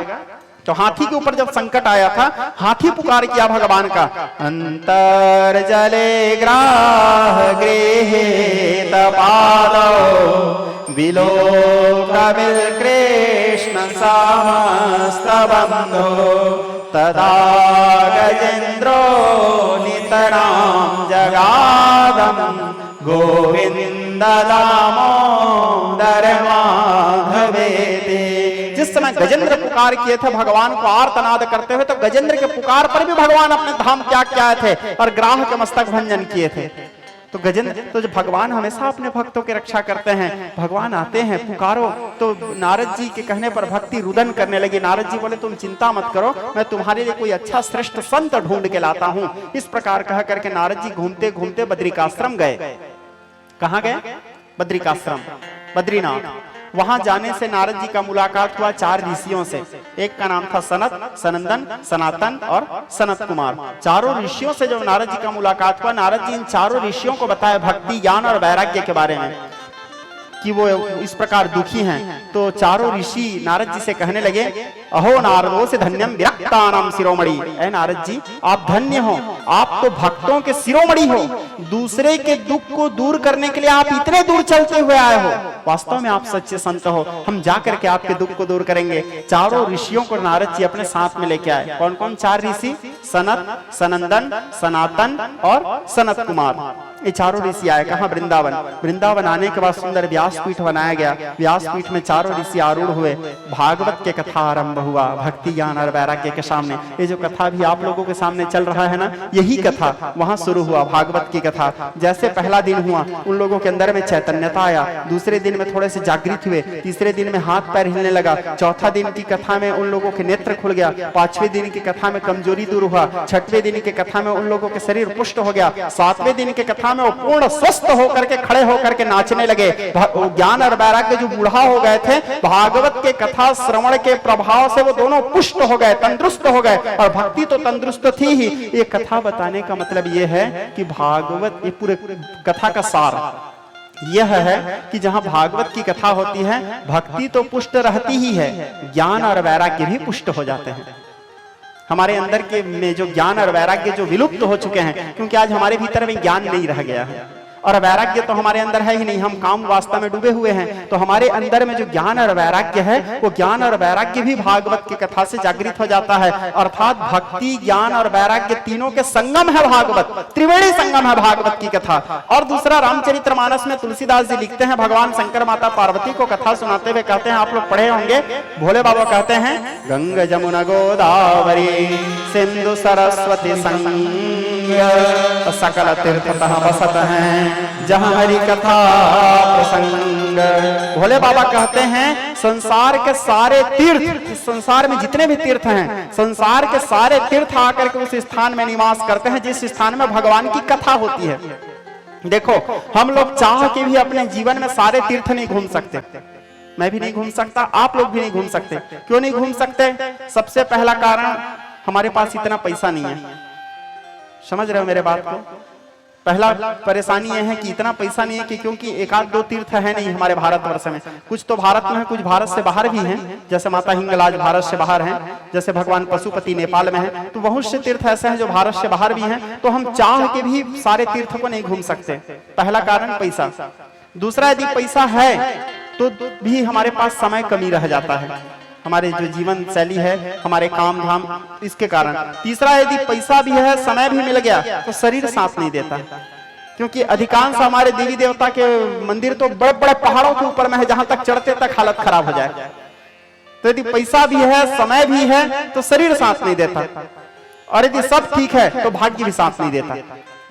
तो हम चाह के सारे तीर्थों को नहीं घूम सकते। तो उसके लिए हमको क्या उपाय करना चाहिए? व्यास जी बताते हैं, जहां पे भी भगवान के भागवत के कथा हो रही हो, जहां पे भी भगवान के भागवत की कथा हो रही हो, ऐसे भगवान शंकर भी कहते हैं मानस में, भागवत के कथा पंडाल जहां पे है, जैसे ये पूरा भागवत के कथा पंडाल है, भागवत के कथा पंडाल को भी यदि कोई व्यक्ति बाहर बाहर एक परिक्रमा, एक राउंड घूम देता है, तो संसार में जितने भी तीर्थ हैं, सारे तीर्थों को घूमने का फल उसको तत्काल प्राप्त हो जाता है। क्यों हो जाता है? क्योंकि भगवान शंकर बोलते हैं, गंगा जमुना गोदावरी सिंधु सरस्वती संग सकल तीर्थ तह बसत हैं जहां हरि कथा प्रसंग। संसार के सारे तीर्थ उस समय वहां रहते हैं जिस समय भगवान की कथा चलते रहती है। दूसरा, भागवत जी में भी श्लोक आता है, यत्राव गंगा जमुनाश्च वेणी गोदावरी सिंधु सरस्वती च सर्वाणि तीर्थानि वसन्त्यत्रेच्युदार कथा प्रसंग। संसार के सारे तीर्थ 9-7 दिन तक के वही निवास करते हैं जहां भगवान की भागवत जी के पावन कथा चलती है। तो भक्ति, ज्ञान, वैराग्य तीनों जागृत हुए, ये भागवत जी के महात्म्यम। अब सूत जी से फिर शौनकादिक ऋषि पूछे, ये तो हमको समझ आ गया कि भागवत सुनने से भक्ति बढ़ता है, ज्ञान भी बढ़ता है, वैराग्य भी बढ़ता है, और सारे तीर्थों के भ्रमण का भी फल मिलता है, ये तो समझ आया। अब हमको आप ये बताओ सूत जी, यदि कोई व्यक्ति जीवन भर पाप किया है, हर प्रकार का पाप, और यदि वो व्यक्ति को मुक्ति पाना है, तो क्या भागवत ऐसे घोर पापी को मुक्ति दिला सकता है? यदि कोई जीवन भर पाप किया है और यदि उसको मुक्ति चाहिए, दोबारा जन्म नहीं होना, स्वर्ग भी नहीं जाना है उसको, सीधा मुक्ति, यानी ना, मुक्ति कहने का तात्पर्य देखो, मुक्ति कितने प्रकार का होता है? 4 प्रकार का होता है। ध्यान से समझना, नोट करो यदि आप लोग नोट कर रहे हो तो। मुक्ति कितने प्रकार का होता है? 4 प्रकार का। क्या क्या नाम है? सारूप्य, सालोक्य, सामीप्य और सारशिष्ट। क्या क्या नाम है? सारूप्य, सामीप्य, सालोक्य और सारशिष्ट। अबे चारों के अर्थ समझो। सारूप्य अर्थात मरने के बाद भगवान के रूप को पा जाना, भगवान जैसे रूप बन जाना, मरने के बाद भगवान जैसे रूप मिल जाना, उसको बोलते हैं सारूप्य मोक्ष। अब आप लोग ये सोचोगे, गुरुजी बोल रहे हैं भगवान जैसे हो जाते हैं मरने के बाद, भगवान जैसे भला कौन हो सकता है? भाई हो सकते हैं। आप लोगों के अंदर ये शंका भी आ रहा होगा, तुरंत शंका समाधान, भगवान जैसा कोई हो सकता है क्या? हाँ हो सकते हैं। कौन हो सकता है? जीवन भर सड़ा मांस खाने वाला व्यक्ति आखिरी मरा और भगवान का रूप ले लिया। कहाँ पे आता है ये कथा? रामचरितमानस अरण्य कांड। तुलसीदास जी लिखते हैं, गीध देह तजि धरि हरि रूपा। एक एक शब्दों को समझो। गीध देह तजि धरि हरि रूपा। गीध देह त्यागने के बाद हरि के रूप धारण कर लिए। कथा आता है मानस में, तो उसको बोलते हैं सारूप्य, सालोक्य, अर्थात उनके लोक को प्राप्त हो जाना, जिस लोक में भगवान रहते हैं। सामीप्य यानी सदैव भगवान के सामने रहना, सारशिष्ट यानी उसके हो जाना। ये 4 प्रकार के मोक्ष है। तो कोई जीवन भर पाप किया है तो क्या वो पापी भी मुक्ति पा सकता है? सूत जी से पूछे। सूत जी बोले हाँ पा सकता है। बोले कैसे पा सकता है? बोले धन्याया भागवती वार्ता प्रेत पीड़ा विनाशनी। ये जो भागवत की कथा है, अब और ध्यान से सुनना, प्रेत पीड़ा को भी दूर कर देता है, भटकते हुए आत्माओं की भी पीड़ा को दूर कर देता है। बोले वो कैसे? तब फिर सूत जी बोले एक और पुराना इतिहास बताता हूं, उसे भी मन लगा करके सुनो। पुराने समय में तुंगभद्रा नदी के किनारे एक आत्मदेव नाम करके ब्राह्मण रहता था। कहां रहता था? तुंगभद्रा नदी के किनारे। उस ब्राह्मण का क्या नाम था? आत्मदेव। उसकी एक पत्नी थी जिसका नाम था धुंधली। आत्मदेव की पत्नी का क्या नाम था? धुंधली। आत्मदेव भिक्षुक ब्राह्मण थे, रोज भीख मांगते थे और भीख में जो भी मिल जाता था उससे अपने भरण पोषण पालन करते थे, अपने घर चलाते थे। बड़े सज्जन, पूरा गांव उसका सम्मान करता था, पूरा गांव उसका आदर करता था। जहां पे जो कोई भी देखे तो उनको देख करके प्रणाम महाराज, नमस्कार महाराज, प्रणाम गुरुजी, नमस्कार गुरुजी, सब बोलते थे। इतना मतलब वो व्यक्ति मानो अच्छाई का खजाना था। सबसे मुस्कुरा के बात करता था, भगवान विष्णु के भक्त था, गले में कंठी धारण करता था और ललाट में ऊर्ध्वपुंड लगाता था। उसकी जो पत्नी थी, आत्मदेव जितना अच्छा था, उसके पत्नी उतनी बड़ी दुष्टा। उसके पत्नी मुंह खोलती थी तो ही गलत बात करती थी, कर्कश वाणी बोलने वाली, कठोर वाणी बोलने वाली। आत्मदेव अपने पत्नी से थोड़ा दुखी रहता था। एक दिन की बात है, आत्मदेव को बड़ा दुख हुआ। चौथापन आ गया था उसका, चौथापन मतलब 50 पार हो चुका था। उसको बड़ा दुख हुआ कि मेरा चौथापन आ गया लेकिन मेरे यहाँ कोई संतान नहीं है। संतान नहीं होना भी एक आदमी के जीवन के बहुत बड़ा दुख होता है श्रोता समाज, क्योंकि यदि हमारे संतान नहीं होगा तो हमारा पिंडदान कौन करेगा, हमारे अस्थि विसर्जन कौन करेगा, हमारा अग्नि संस्कार कौन करेगा, हमारा गया श्राद्ध कौन करेगा। हमारे ग्रंथों में तो यहाँ तक कहा गया है, अपुत्रस्य गृहम शून्यम दिशा शून्यश्च बांधवाः मूर्खस्य हृदयम शून्यम सर्व शून्यम दरिद्रता। बिना पुत्र के घर ही सूना होता है। तो आत्मदेव के चौथापन में वो बड़े दुखी होकर पश्चाताप किए और मन बहलाने के लिए वो जंगल की ओर निकल गए। जंगल की ओर जब निकले तो आत्मदेव जंगल में देखते हैं एक बरपेड़ के नीचे में एक बड़े ब्रह्मनिष्ठ संत बैठे हुए थे। संत के सामने गए आत्मदेव, उनके चरण बंदन किए और उनके चरण बंदन करने के बाद संत को प्रणाम करके हाथ जोड़ करके आत्मदेव कहते हैं कि गुरुदेव मेरे यहाँ संतान नहीं है, आप मेरे भाग्य रेखा देख के बताओ ना मेरे यहाँ संतान होगा कि नहीं होगा। आत्मदेव के सामने जो संत बैठे थे वो संत आत्मदेव के भाग्य रेखा देखते हैं, ललाट को, माथा को, और माथा को देख के कहते हैं सप्त जन्म कृतम पुत्रम नैवच नैवच। तुम्हारे भाग्य रेखा तो ऐसे बता रहा है आत्मदेव, एक जन्म क्या 7 जन्म तक तुम्हारे यहाँ संतान नहीं होगा। 7 जन्म तक।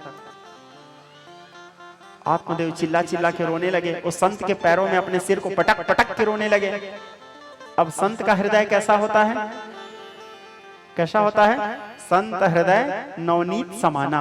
संत का जो हृदय थोड़े देर के लिए भले वो क्रोधित हो जाएंगे लेकिन थोड़े ही देर में वो बड़े प्रसन्न, बड़े सहज, मक्खन के समान कोमल संत का हृदय। ये ओरिजिनल संत के पहचान। तो अपने आंखों के सामने किसी को रोते देखे तो संत पिघल गए। संत बोले कोई बात नहीं, एक काम करो, तुम्हारे भाग्य में तो संतान नहीं है, मेरे बात को एकदम ध्यान से सुनो।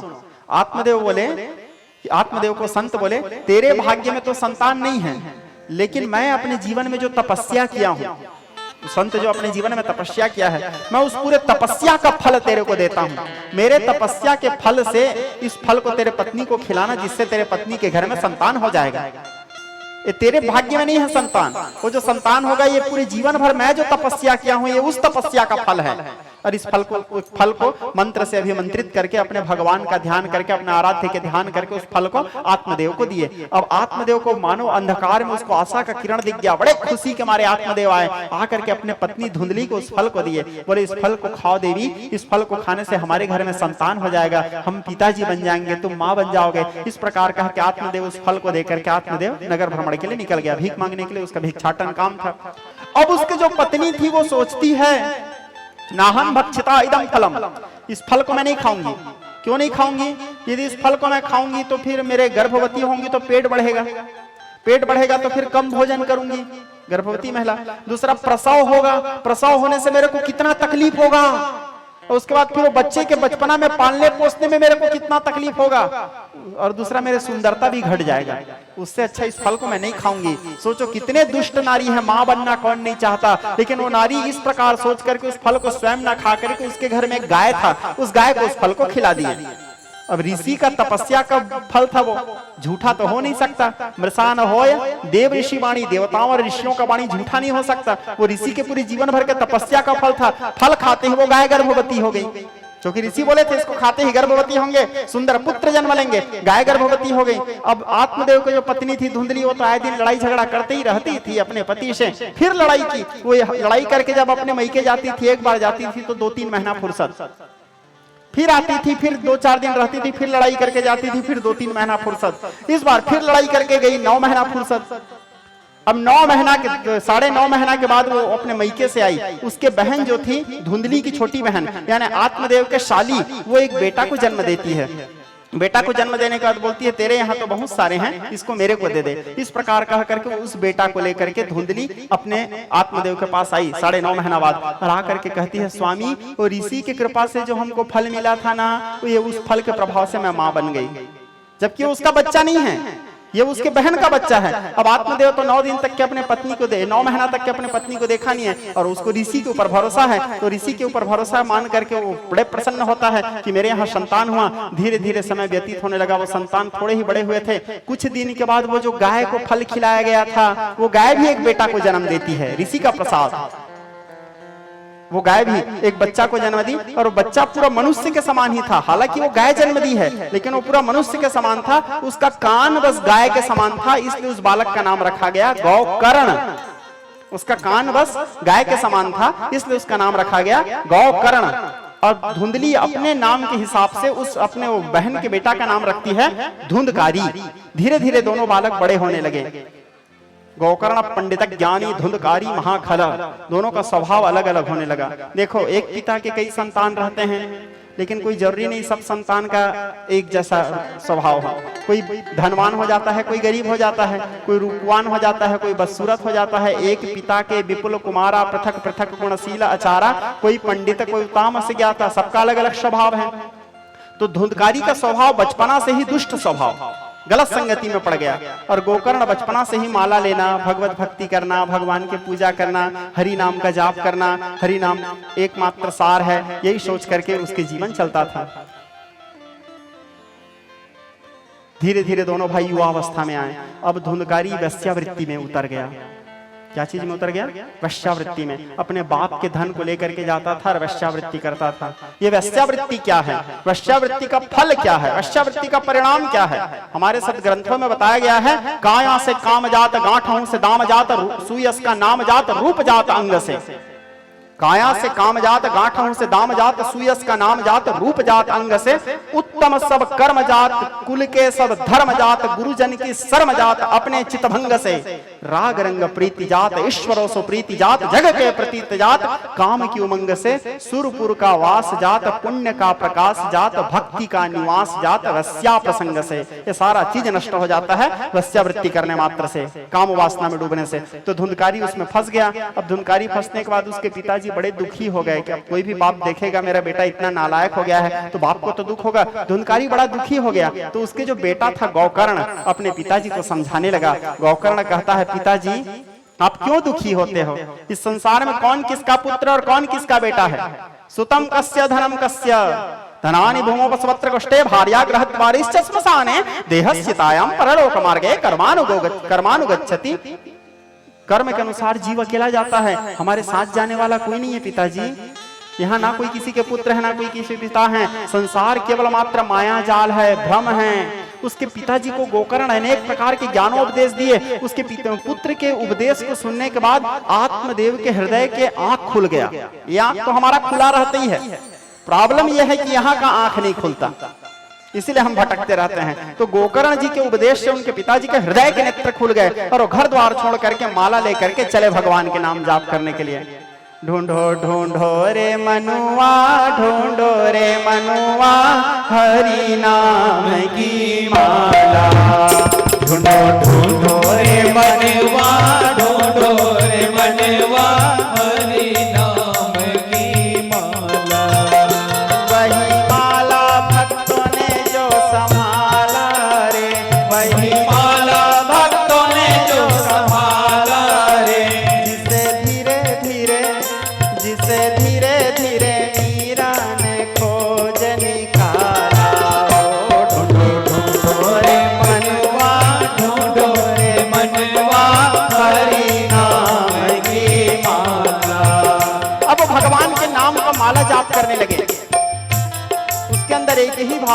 क्या भाव? संसार सार है, ब्रह्म सत्यम जगन मिथ्या ब्रह्म जीवना पर, ब्रह्म ही सत्य है, मृत्यु का कोई ठिकाना नहीं। गोकर्ण जी उसको उपदेश किए थे ना, वो उपदेश उसके दिमाग में कारागार हो गया, मन में बैठ गया। वो सोचता है मृत्यु का कोई ठिकाना नहीं, कब आए यार ये प्राण पखेर उड़ जाए। आएगा जब रे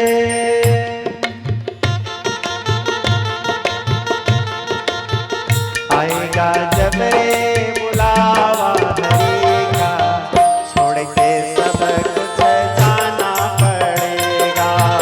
आएगा जब रे बुलावा हरि का, छोड़ के सब कुछ जाना पड़ेगा। आएगा जब रे बुलावा हरि का, छोड़ के सब कुछ जाना पड़ेगा। आएगा जब रे बुलावा हरि का, छोड़ के सब कुछ जाना पड़ेगा। छोड़ के सब कुछ जाना पड़ेगा, छोड़ के सब कुछ जाना पड़ेगा। छोड़ के सब कुछ जाना पड़ेगा, छोड़ के सब कुछ जाना पड़ेगा। आएगा जब रे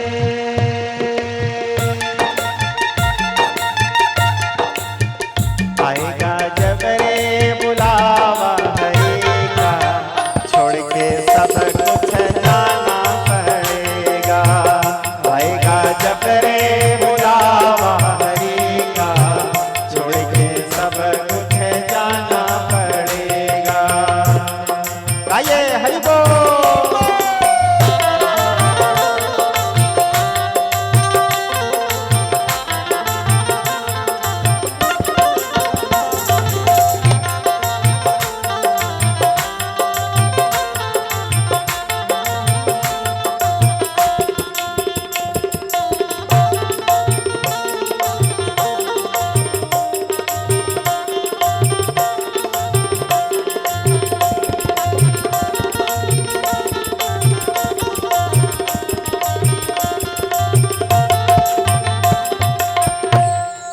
आत्मदेव के मन में इस प्रकार विचार हुआ, घर द्वार छोड़ के वो जंगल चले गए। जंगल में जाकर के भगवान के भक्ति करते हुए मोक्ष के अधिकारी हुए। अब पिताजी के न रहने पर धुंधकारी जो गोकर्ण का छोटा भाई था वो और स्वतंत्र हो गया। अपने माँ को पीटता था वो, और अपने माँ को पीट के बोलता था, बता मेरे पिताजी का गाड़ा हुआ हंडा कहाँ है? तो दुष्ट पुत्र है। अब उसके माँ अपने बेटा के इस व्यवहार से हताश होकर के कुएं में कूद करके आधा रात को प्राण त्याग दी। गोकर्ण जी देखें, माँ भी नहीं, पिताजी भी नहीं, ऐसे पापी के साथ रहूंगा उससे अच्छा तो मैं भी घर छोड़ के चला जाता हूँ। क्योंकि हमारे बड़े पिताजी कहते थे, दुष्ट निकट बस ये नहीं दुष्ट न कीजिए बात। दुष्ट निकट बस ये नहीं दुष्ट न कीजिए बात, कदली बेर प्रसंगते छिदे कंठ तही जात। अर्थ समझो इसका। जैसे केला के पेड़ और बेर के पेड़ यदि एक साथ है एक ही जगह में, तो केला के पेड़ को बेर के पेड़ का कांटा दिन भर मारते रहेगा, जितना बार हवा चलेगा उतना बार मारेगा। तो केला के पेड़ का लाभ यही है कि वो बेर के पेड़ के पास आए ही ना, क्योंकि बेर के पेड़ जो है वो दुष्ट है, केला के पेड़ जो है वो संत है, कोमल है, उसका स्वभाव बहुत कोमल होता है केला का पत्ता। तो दुष्ट हृदय बस ये नहीं, दुष्ट के साथ बैठो ही मत, दुष्ट न कीजिए बात, उसके साथ बात करना भी ठीक नहीं। कदली वेर प्रसंगते छिदे। तो गोकर्ण जी मन में विचार के, जाको प्रिय न राम वैदेही, ऐसे भी इसके अंदर में राम के लिए प्रेम नहीं है। इस प्रकार विचार करके गोकर्ण जी भी घर छोड़ के तीर्थ के लिए निकल गए। अब धुंधकारी माँ बाप भाई तीनों नहीं रहने पर और स्वतंत्र हो गया। तेन वैश्या कुसंगेनम पित्तम वित्तम तो धननासितम, वो 5 वैश्याओं को अपने घर में लाके रख लिया और अपने घर में दिन भर वैश्यावृत्ति करने लगा। चोरी, झूठ, हिंसा, व्यभिचार, दुनिया में ऐसा कौन सा पाप बच गया रहा होगा जो ये धुंधकारी नहीं किया था? इतना बड़ा पापी, हर प्रकार के पाप करता था। अब वो वैश्या लोग अनेक प्रकार से उससे वैश्यावृत्ति करते थे, धन देते थे। एक दिन की बात है, वो 5 वैश्या मन में सोचे, इससे जितना धन लूटना था हम तो लूट लिए, अब वैश्या किसी एक की तो नहीं होती, उसको तो नए नए ग्राहक चाहिए। तो वैश्या मन विचार किया, अब हमको नई जगह जाना है तो इसको अब मार देते हैं। उसके गले घोट करके उसको मार दिए। तप्तांगार समूहाश्च, अब एक तो आधा उम्र में मरा, उसका उम्र पूरा नहीं हुआ था, बीच में मर गया वो। दूसरा जीवन भर पाप करने वाला है, तो मरने के बाद प्रेत योनि को प्राप्त होता है। प्रेत योनि अर्थात उसका आत्मा भटकने लगा। आप लोग गरुड़ पुराण कभी सुने होंगे, या किसी दिन संजोग आएगा तो मैं आप लोगों को बताऊंगा, गरुड़ पुराण के विषय में चर्चा करूंगा आप लोगों को 9 दिन के बीच में। तो उसका आत्मा भटकने लगा प्रेत मन करके। यत्र तत्र सत, प्रेत योनि को बड़ा कष्ट होता है श्रोता समाज, प्रेत योनि को बड़ा तकलीफ होता है, तो बड़े दुख से यत्र तत्र भटकने लगा। गोकर्ण जी उस समय गया जी में थे।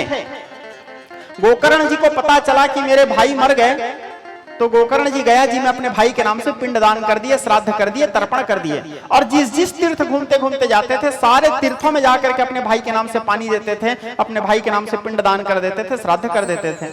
ऐसे घूमते घामते आखिरी में गोकर्ण जी फिर अपने गांव वापस आए। वो जो संत बेटा था वो अपने गांव वापस आए। जब अपने गांव वापस आके अपने घर में रात को सोए थे, तो ये जो धुंधकारी था, कभी प्रेत के रूप में, कभी भेड़ बनकर, कभी बकरी बनकर, कभी गाय बनकर, कभी भैंस बनकर के गोकर्ण जी को डराने लगा रात के समय। अब गोकर्ण जी कहाँ डरने वाले, गोकर्ण जी तो ब्रह्म तेज से संपन्न ब्राह्मण थे। गोकर्ण जी क्रोध में आए, अपने अंगूठा में जनेऊ निकाले, हाथ में जल लिए। किम वा प्रेत पिशाचो वा किम गंधर्यो राक्षसा, भूत प्रेत पिशाच कौन हो, मेरे सन्मुख प्रकट हो जाओ। तेजस्वी ब्राह्मण थे, कोई साधारण ब्राह्मण नहीं थे, गायत्री संध्या करने वाले थे। देखो, ब्राह्मण के अंदर में तेज होना आवश्यक है। यदि ब्राह्मण कुल में जन्म लेकर के कोई व्यक्ति मांस खा रहा है, चाहे वो कोई भी हो, ब्राह्मण कुल में जन्म लेकर के यदि वो मांस भक्षण कर रहा है, मदिरा पी रहा है, वश्यावृत्ति कर रहा है, तो उसके ब्राह्मण कुल में जन्म लेने के बाद भी वो अपने कुल को भी सर्वनाश कर दिया अपने चक्कर में। ज्ञानहीनम गुणहीनम कर्महीनम चतुर्वेदा पठन्ति किम प्रयोजनम, उसके अंदर न ज्ञान है न गुण है। 4 वेद भी यदि वो पढ़ लिया है और इन सभी प्रकार के कर्म को कर रहा है, तो उसका सारा ज्ञान बेकार है। ब्राह्मण के अंदर 9 प्रकार के गुण होना चाहिए यदि ब्राह्मण कुल में जन्म लिए हैं। ऐसा मैं नहीं बोल रहा हूं, कौन बोलते हैं? स्वयं राम जी बोलते हैं। कहां पे बोलते हैं? आप रामचरितमानस उठा के देखिए। रामचरितमानस राम जी और परशुराम संवाद जब होता है, तो राम जी परशुराम जी से कहते हैं, क्या कहते हैं? देव एक गुण धनुष हमारे, नव गुण परम पुनीत तुम्हारे। हम तो क्षत्रिय हैं, हमारे अंदर एक ही गुण है, केवल धनुष बाण। लेकिन आप तो ब्राह्मण हैं, ब्राह्मण के अंदर 9 प्रकार के गुण होना चाहिए। धैर्य, क्षमा, शांति, तितिक्षा, संतोष, गायत्री तेज, वेदाध्ययन, वेदों का ज्ञान, समानता, ये 9 प्रकार के गुण उसके भीतर व्याप्त होना चाहिए। यदि ये 9 गुण नहीं है तो फिर आप ब्राह्मण कैसे? तो गोकर्ण जी सभी प्रकार के ज्ञान से परिपूर्ण थे, 9 प्रकार के गुण से पूर्ण थे, तेजस्वी थे, भगवान की उपासना करने वाले थे। जनेऊ निकाले, जैसे हाथ में जल सिंचन किए, वो प्रेत रोते हुए वायु के रूप में वहां पर खड़े हो गया और कहने लगा, भाई गोकर्ण, मैं तुम्हारा भाई धुंधकारी हूँ, मैं प्रेत योनि में भटक रहा हूँ, भाई मेरा उद्धार करो। गोकर्ण जी कहता है, मैं तो सुना हूँ गया श्राद्ध करने के बाद मुक्ति मिल जाता है। आप लोग भी सुने होंगे, गया में पिंड दान करने से मुक्ति मिल जाता है, गया श्राद्ध से। तो मैं तो गया में तुम्हारे नाम से श्राद्ध किया था, तुमको मुक्ति कैसे नहीं मिला? तो गोकर्ण जी कहता है, वो धुंधकारी बोलता है, उसको तो मैं भी नहीं जानता, लेकिन मैं भटक रहा हूं, मेरे को मुक्ति नहीं मिला। बोले कोई बात नहीं। दूसरे दिन सुबह हुआ, सूर्य नारायण की उपासना किए गोकर्ण जी। सूर्य को अर्घ देते हुए सूर्य नारायण से प्रार्थना किए, परोरजो सवितुर जाते वेदो वक्रसैनम राजसा वर्तमानो निवेश्येन अमृतमृतं च हिरण्येन सविता रथेन देवी भुवनानि पश्यन्। वेद मंत्र सूर्य की उपासना किए, सूर्य उनके सामने प्रकट हो गए। सूर्य नारायण से हाथ जोड़ करके गोकर्ण जी कहते हैं, हे सूर्य देव, मेरे भाई धुंधकारी भटक रहा है, उसका आत्मा भटक रहा है, उसको मुक्ति दिलाने के लिए कोई उपाय बताओ।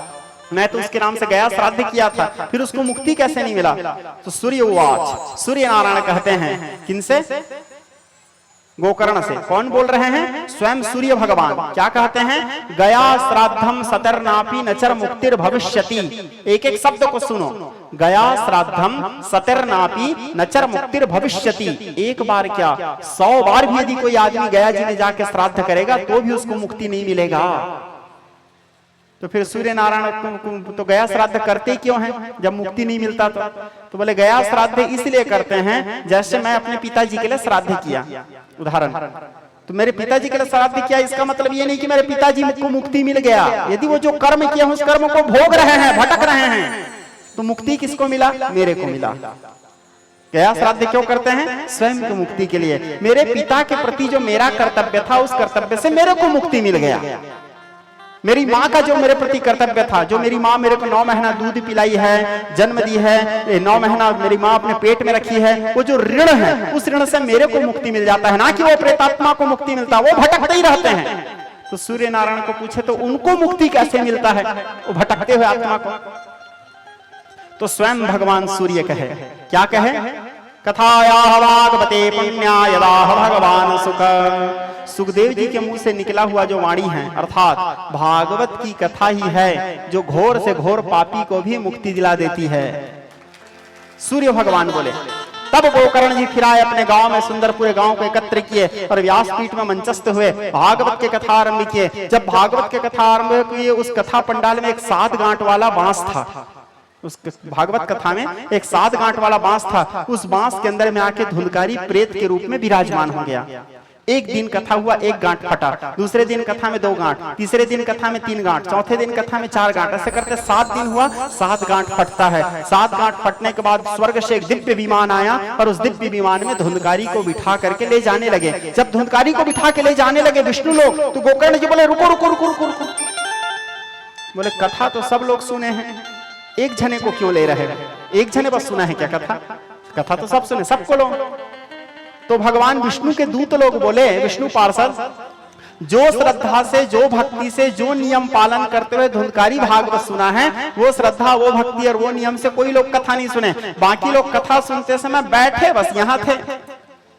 भगवान विष्णु के दूत बोले ध्यान से सुनना, क्योंकि आप लोगों को भी 9 दिन सुनना है। विष्णु के दूत बोले बाकी लोग केवल बैठे बस यहाँ थे, उनका मन तो यहाँ था नहीं। किसी का मन मेरे घर में क्या हो रहा है, कोई कौन खुजला रहा है, कौन बात कर रहा है, कौन क्या कर रहा है, सब तरफ देखते थे। जैसे माता सती कुंभ ऋषि के आश्रम में, उसका ध्यान नहीं था कथा में। वैसे कथा में यदि मन नहीं है तो फिर उसको मुक्ति नहीं मिल सकता। कथा को जो श्रवण से, श्रद्धा से श्रवण करेगा वही, और सारे नियम पालन करते हुए उसी को ही मुक्ति मिल सकता है। तब गोकर्ण जी दोबारा अपने गांव में भागवत के कथा आरंभ किए तुरंत। तो दोबारा जब कथा आरंभ किए तो गांव में जितने लोग थे सब के सब लोग वही नियम पालन करते हुए, वही श्रद्धा से, जैसे धुंधकारी सुना था सब लोग कथा सुने। फिर दोबारा जब 7 दिन पूरा हुआ तो बड़ा सा विमान लेके आए और उस गांव में जितने लोग थे सब लोगों को उस दिव्य विमान में बिठाए। यहाँ तक कि उस गांव में जो कुत्ता बिल्ली लोग उस पंडाल में बैठ के कथा सुनते थे, उन लोगों को भी उस दिव्य विमान में बैठा करके वैकुंठ लोक, भगवान विष्णु के लोक, सालोक की मुक्ति प्राप्त हुआ, सब के सब मोक्ष प्राप्ति किए। ये भागवत की कथा है, ये भागवत की महात्म्य है। और गोकर्ण जी के कारण इतने लोगों को मुक्ति मिला है। गोकर्ण जी के कारण ही तो सबको मुक्ति मिला, इतने लोगों को कथा सुनाए। तो गोकर्ण जी के लिए भगवान स्वयं अपने गोलोक छोड़ करके आए। गोकर्ण जी को गले से लगा करके भगवान अपने साथ गोलोक ले गए। बोले तुम इतने लोगों को तुम्हारे कारण मुक्ति मिला है। ये गोकर्ण जी की गति हुआ।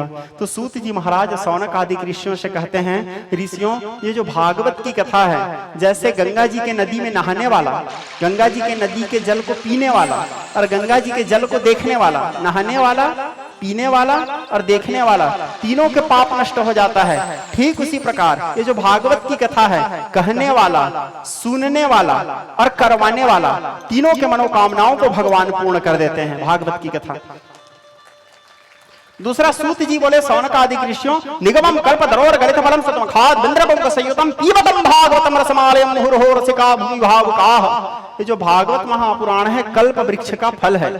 जैसे कल्प वृक्ष नाम आप लोग सुने होंगे, उसके नीचे बैठ करके व्यक्ति जो मांगता है मिल जाता है, वैसे ही ये भागवत है। भागवत के नीचे कोई व्यक्ति यदि सच्चा श्रद्धा के साथ, यदि आपको अपने जीवन में ऐसा कुछ अनुभव करना है तो अभी 7 दिन के अंदर आप लोग कर भी लेना है ना।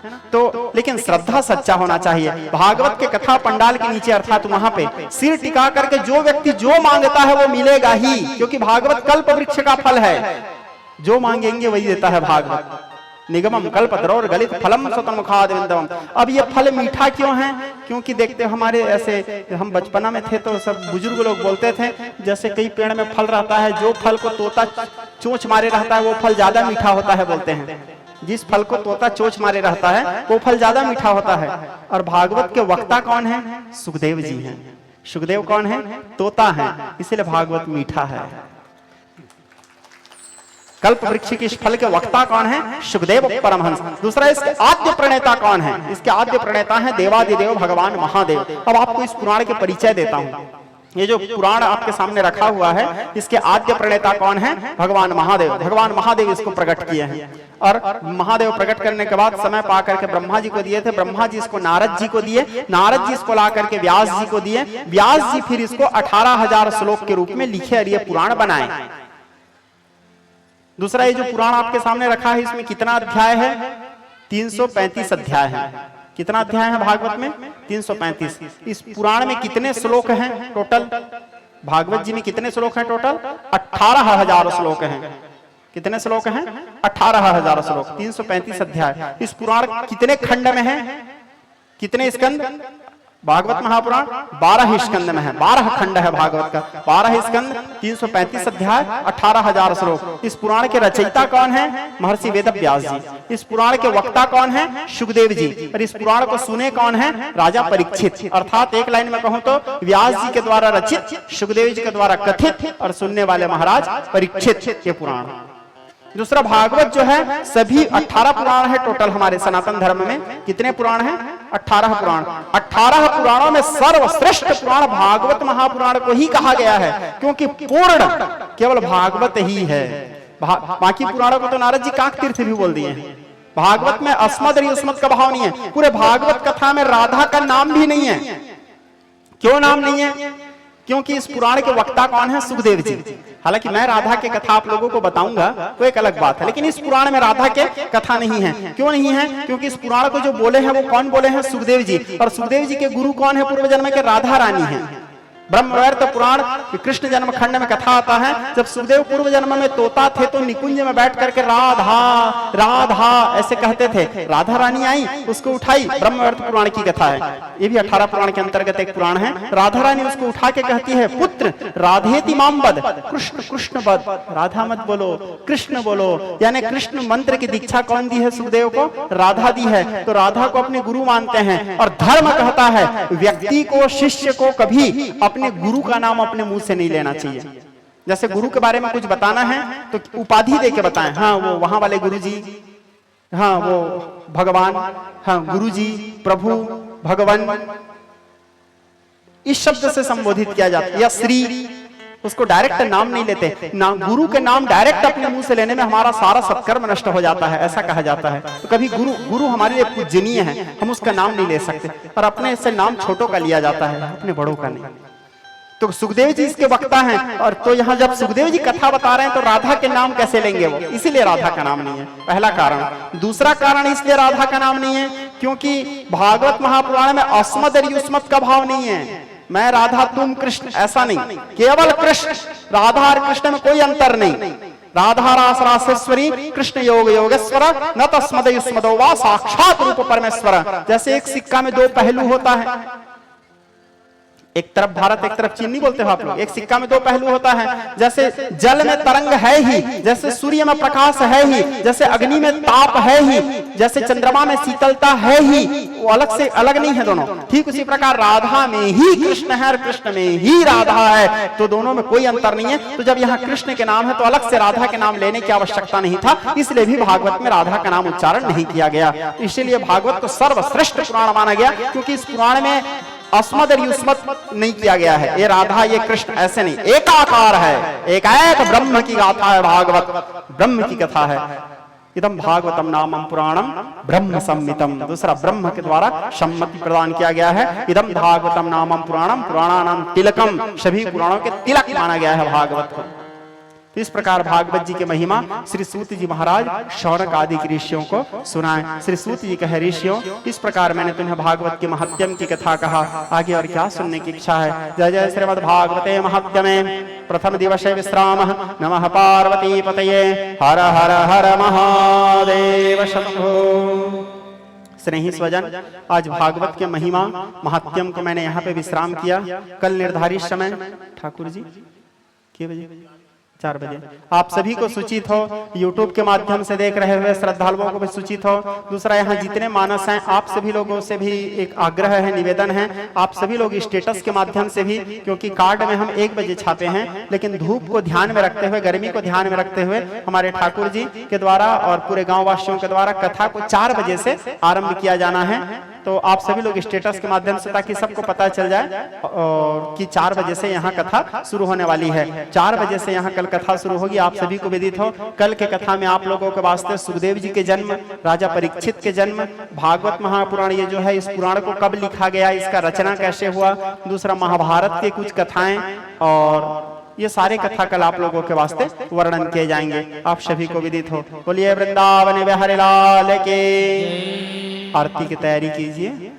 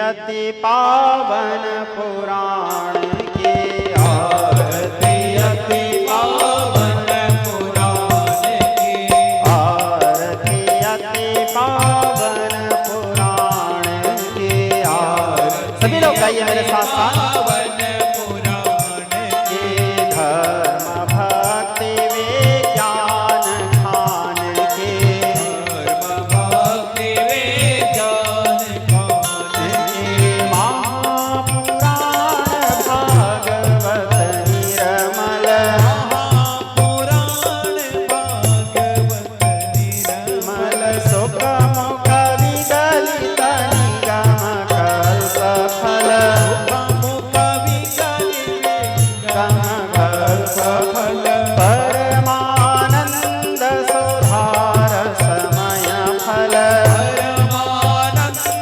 सुधार समय फल लीलारति रसति निधान की आरती, अति पावन पुराण की परमहंस मुनि मन उल्लासिनी, परमहंस मुनि मन उल्लासिनी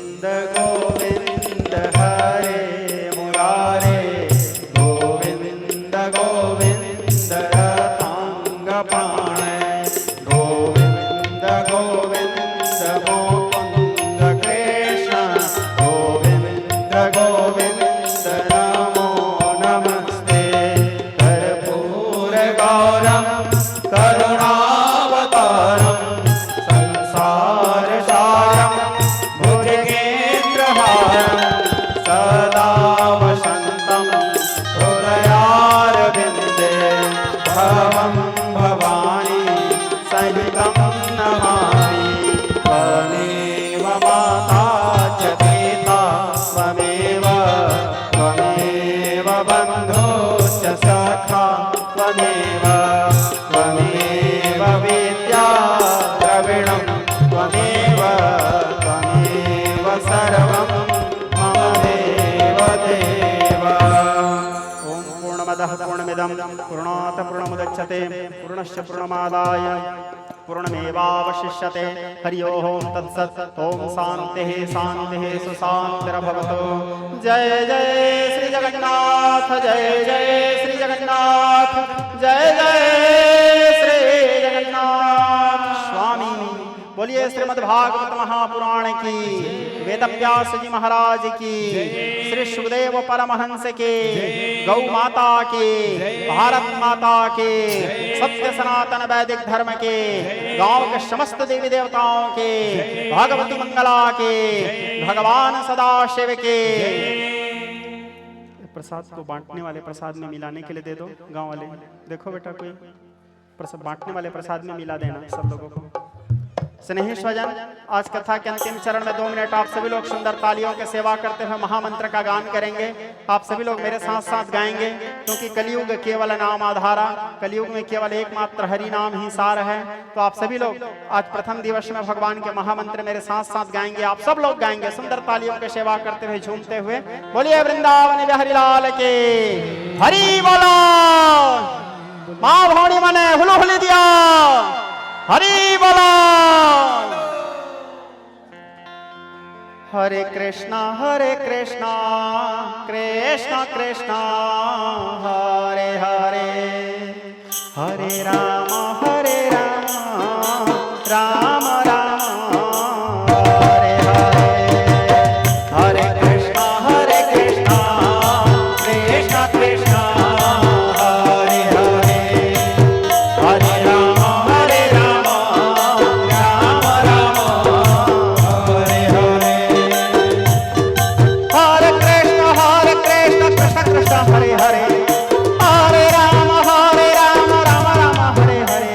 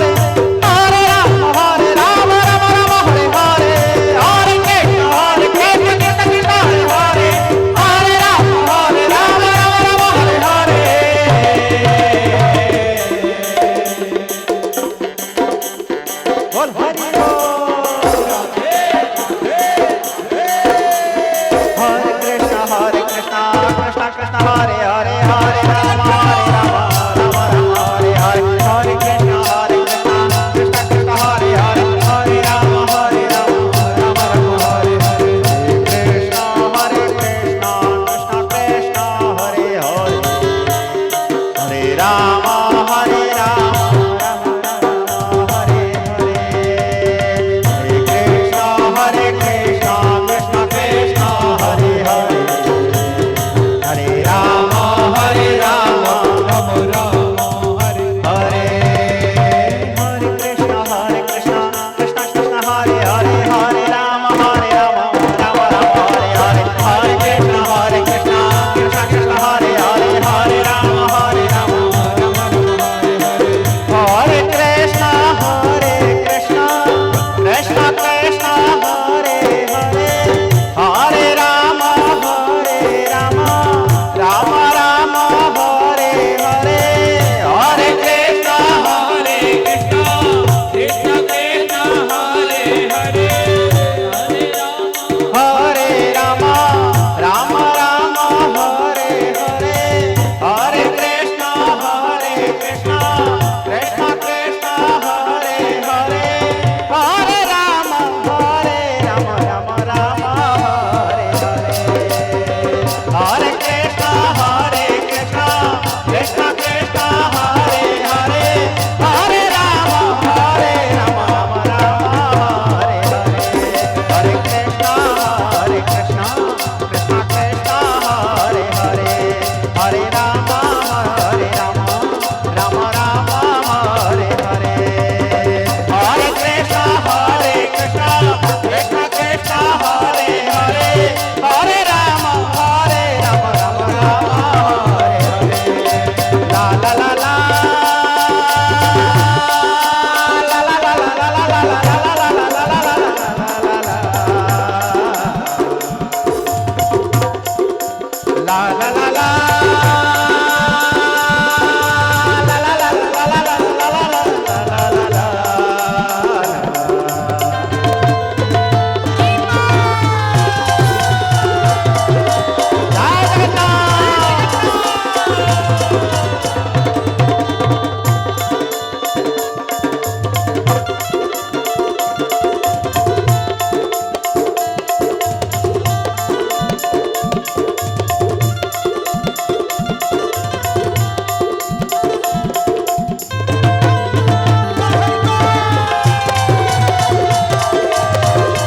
हरि हरि बोलिए वृंदावन बिहारी लाल की धर्म का अधर्म का गाड़ियों में विश्व का हर हर हर हर हर हर महादेव शंभो बोल कालिया बोल कालिया बोल कालिया जय जगन्नाथ